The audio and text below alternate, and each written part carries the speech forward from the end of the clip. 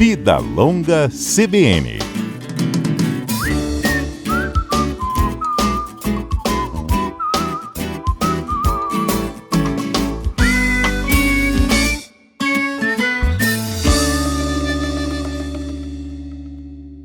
O tempo sempre foi alvo de muitas dúvidas e teorias, mas com o passar do tempo e as profundas mudanças na sociedade, essa nossa percepção de tempo tem sido fortemente alterada, fazendo com que o tempo passe mais rápido. É assim que você se sente?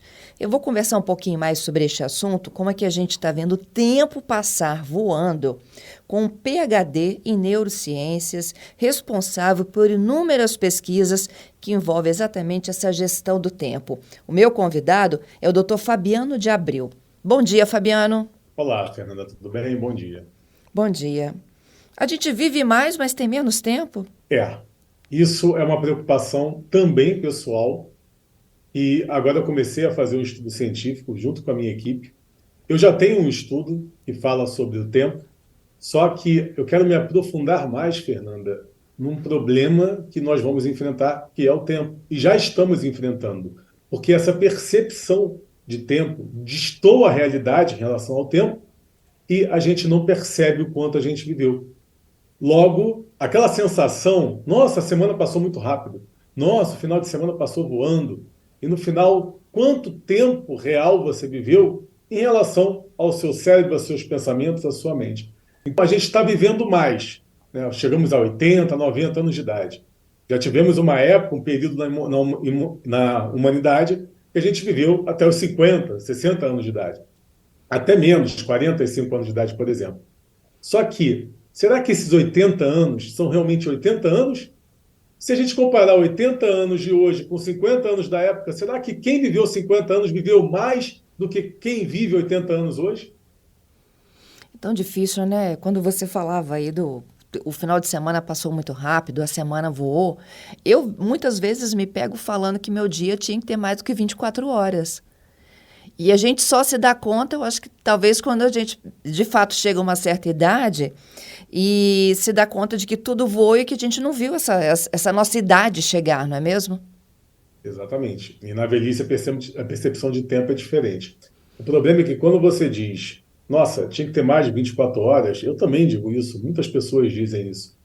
É uma questão do fato de que você não conseguiu resolver tudo aquele dia e que o dia passou tão rápido que você não percebeu. Só que no final, por que 24 horas não é o suficiente? Porque você também tem mais tarefas para fazer do que se tinha antigamente. Vamos falar da época medieval, a época paleolítica, por exemplo. Então, essa percepção de tempo, de tantas coisas que você faz em simultâneo e durante o dia, faz com que você não perceba as nuances do tempo real de vida em relação ao que a gente deveria fazer, que é viver. É isso, Fabiano. E também a gente percebe que, com o passar do tempo e com a chegada da tecnologia, a gente absorveu mais atribuições, não é mesmo? Ao longo dessa jornada aí de 24 horas, ou do tempo que você administra, né? O seu tempo em casa, porque a gente precisa de dormir também, né? O tempo que a gente está em pé, o quanto que a gente gasta fazendo coisas que não necessariamente deviam estar nessa rotina. Exatamente. Já avaliou quanto tempo as pessoas passam na rede social olhando o que eu chamo de nada? Por que o nada? Como assim, Fabiano? Eu estou olhando o que os outros estão postando. Sim, mas você está ganhando o que com isso? De forma efetiva, o que você está ganhando com isso? O que você está agregando para a sua vida? Aquilo que você está vendo está te trazendo conhecimento que é tão necessário para a neuroplasticidade cerebral e a gente evitar demência, por exemplo? Não. Então, a tecnologia ela é muito boa para diversas circunstâncias. Por exemplo, eu consigo encontrar agora várias pesquisas científicas de forma rápida para poder absorver mais conhecimento. Mas quantas pessoas buscam a internet para conhecimento? A pessoa passa mais tempo na rede social. E a rede social não é amiga, ela é inimiga. Ah, mas lá a gente conhece muitas pessoas. Sim, você conhece muitas pessoas, mas elas passam a ser descartáveis pelo facilitismo. Ou seja, hoje, um relacionamento que você conhece ali na rede social, você vai dar menos valor àquela pessoa pela facilidade que você teve em conquistar. E antigamente, todo aquele esforço que você fez para conquistar a pessoa, você valorizava muito mais a pessoa conquistada pelo esforço em si. O nosso organismo ele tem uma recompensa mais intensa quando o esforço é maior. O problema está em identificar aquilo que realmente me torna melhor, me traz mais qualidade de vida, me deixa mais produtiva? Nós temos um problema hoje e muito fala-se em inteligência emocional. Uhum. Se nós utilizarmos a inteligência emocional, já inventaram vários nomes para a inteligência. Quando, na realidade, existe uma inteligência, a inteligência que desenvolveu mais nos seres humanos, que fica na região do córtex pré-frontal. E o maior problema hoje é como utilizar a inteligência emocional se muitas pessoas estão com problemas na região frontotemporal, que é essa região frontal do cérebro conseguir controlar as emoções, né, e as disfunções relacionadas ao excesso de ansiedade. Então, por exemplo, o uso excessivo de rede social já foi comprovado que é um fator de risco para o vício, e o vício vai causar disfunção, inclusive uma diminuição da região do sistema límbico e da região frontal do cérebro, prejudicando a comunicação. Então, eu já criei várias técnicas de como utilizar a inteligência emocional. Eu quero conseguir fazer com que as pessoas saibam e consigam utilizar a inteligência emocional. Mas aí eu converso, por exemplo, com os meus alunos da psiquiatria, da psicologia, e falo para eles: e se a pessoa tem um transtorno derivado da ansiedade? Como utilizar a inteligência emocional se a região frontal do cérebro não está bem desenvolvida? Como que a gente gerencia melhor, então, esse tempo, utilizando a inteligência emocional, diminuindo essa ansiedade, esse estresse? Porque não é só a gente bisbilhotar a rede social para dar uma olhadinha, uma espiadinha no que o outro está fazendo, né? Que é a curiosidade do ser humano. O problema é o aplicativo de conversa que passa, né, a se sentir 24 horas à disposição, por exemplo, do seu empregador, né? Você se sente na obrigação de responder às pessoas de forma imediata, porque isso pode parecer uma forma de indelicadeza quando você não dá o retorno imediato. Como é que a gente gerencia isso, assim, na prática? Primeiro, a gente precisa ter conhecimento. Absorver conhecimento, aprender, a leitura completa. Eu sempre digo que, por exemplo, se você lê o título e interpreta o contexto, você não está formatando em gramas de memória tão necessário para a inteligência, para a neuroplasticidade. Você tem que ler o conteúdo completo. E aí eu posso dar um exemplo. Eu tenho colunas em Portugal, tenho colunas no Brasil, tenho colunas em Angola, tenho colunas em outros países. E o Brasil é o país que menos tempo passa na leitura da coluna. Olha que interessante. Lead e sublide. Exatamente. Ou só o título, né? E sabemos disso. Aham. Todos os jornalistas sabem disso, que vão ler o teu título, o teu subtítulo, e não vão ler o contexto. Isso tem relação com o fato de que o povo brasileiro é o mais ansioso do mundo, dados da OMS, e é o maior consumidor de rede social após a pandemia. Por quê? A relação é direta.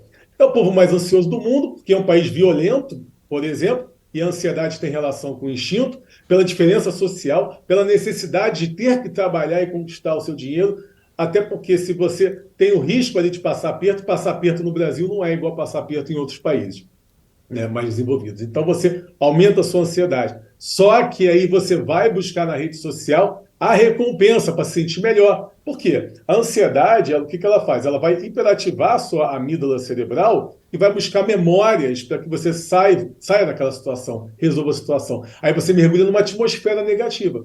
E a recompensa imediata e fácil da rede social pelas sensações de prazer faz com que você levante desse linear, dessa linha, né? Vamos imaginar um linear, você está embaixo dele e você vai subir desse linear. Só que a mesma recompensa não é igual para a mesma situação. Você quer mais e novas recompensas com maior intensidade, acionando esse ciclo desse vício da recompensa que a rede social ocasiona. O que nós temos que fazer, Fernando, são hábitos do passado. A receitinha do bolo são hábitos do passado. Ler mais livros de papel, utilizar menos a rede social, tentar dormir 8 horas por dia de noite, não de madrugada, fazer uma dieta do Mediterrâneo japonesa, aquelas dietas que sabemos que são favoráveis. Exercício físico, a gente tem que fazer, na época do Paleolítico, andávamos 30 quilômetros por dia. Então a gente tem que fazer exercício físico todo dia, 30 minutos no mínimo, né? E de manhã sempre, de preferência. E, fora a alimentação, tudo isso, o contato com a natureza, porque a gente tem, né, como biológico, no nosso gene, essa necessidade de contato com a natureza e contato humano também. Então a gente tem que procurar administrar melhor o nosso tempo. Que horas a gente chega do trabalho, que horas a gente sai. e fazer desse horário de trabalho algo mais efetivo, algo mais organizado, algo que você possa cumprir o máximo que você puder naquele turno, para que quando você saia dele, você saia dessa atmosfera e vá para outra atmosfera, que é da sua vida, com a família, com os amigos. E ter também o final de semana. O problema é que as pessoas não conseguem fazer tudo no horário de trabalho porque estão sempre ali perdendo a atenção, olhando a rede social dos outros, que não vai te dar em nada. Ou então futucando a tecnologia de maneira que não vai te trazer conhecimento e não vai ajudar no seu trabalho. E essa é uma chavinha que a gente precisa aprender a virar, né, Fabiano? Porque as pessoas se sentem meio fora do aquário, né? Quando elas não conseguem interagir com o outro dos assuntos, por exemplo, que estão bombando na rede social. Olha, é aquilo que eu disse da inteligência emocional. Eu vou dar um exemplo pessoal. Eu defini que depois do carnaval, todos os dias de manhã, eu ia estudar em inglês para traduzir para português. Hoje, eu fiquei com muita raiva, porque meu telefone tocou 3 vezes aqui de manhã. É. E eu falei, poxa, por que meu telefone tocou? Ele não costuma tocar tanto assim, porque a gente está no WhatsApp sempre. E eu trabalho com o Brasil, então eu acabo ficando mais tempo no WhatsApp por causa do meu trabalho. Mas eu consegui fazer algo nessa manhã, fora as 3 ligações. Eu não entrei na rede social. Eu não entrei no WhatsApp, porque eu dediquei a minha manhã a isso. Mas o maior problema que eu enfrento hoje, e é aonde eu chamo minha equipe de cientistas, pesquisadores, e se a pessoa tem um problema, né, um transtorno narcisista, um transtorno de personalidade histriônico, problemas que fazem com que ele não consiga, ou transtorno TDAH, por exemplo, né? Então, como você vai conseguir fazer com que essa pessoa se concentre? Como você vai fazer com que essa pessoa tenha inteligência emocional ali e consiga administrar tudo isso? Até porque, por exemplo, uma pessoa com transtorno narcisista, você vai conversar com ela, ela só vai trazer à tona memórias que ela já formatou daquilo que convém a ela. Então vai ser muito difícil você convencê-la daquilo que você está levando para ela de conhecimento, se ela já formatou aquela ideia narcísica. E se aquilo que você fala não seduz a ela, não aguça esse narcisismo, ela não tem esse interesse. É porque a região frontal ela não está trabalhando corretamente. Então o cérebro, em sua economia de energia necessária, vai buscar o que já está consolidado. E o que está consolidado é aquilo que satisfaz aquela pessoa. Então, o maior desafio é, se temos que utilizar a inteligência emocional para conseguir manipular o nosso próprio cérebro e conseguir fazer as coisas e cumprir nossas metas, temos então que analisar cada indivíduo para poder traçar o plano para esse indivíduo. Fazer melhor boas escolhas, né? Utilizar o tempo com boas escolhas. Exatamente, de maneira generalizada. Só que, a depender da pessoa, ela vai ter dificuldade nisso, ela vai precisar de ajuda. É isso que a gente tem que pensar. Se somos o país mais ansioso do mundo, então somos o país com maior quantidade de pessoas com transtornos também, o que é óbvio, por causa dessa ansiedade excessiva. Então temos que trabalhar de forma individual essas pessoas. E, de maneira geral, utilizar a inteligência emocional. E utilizamos a inteligência emocional com mais conhecimento. Quanto mais conhecimento você tem, quanto mais você lê, mais opções de escolha para melhores decisões. Eu me lembro que algumas décadas, Fabiana, aí para a gente já finalizar, né, surgiu um movimento chamado Devagar. Foi até na Itália, tá lembrado disso? A gente estava tão acelerado em relação ao tempo, né? E acelerado assim, em tomar decisões rápidas, em responder rápido, em tentar encaixar toda a nossa rotina nas 24 horas, que surgiu um movimento chamado Devagar, que era para a gente realmente, olha, calma, respira, inspira, pense, depois você decide, né?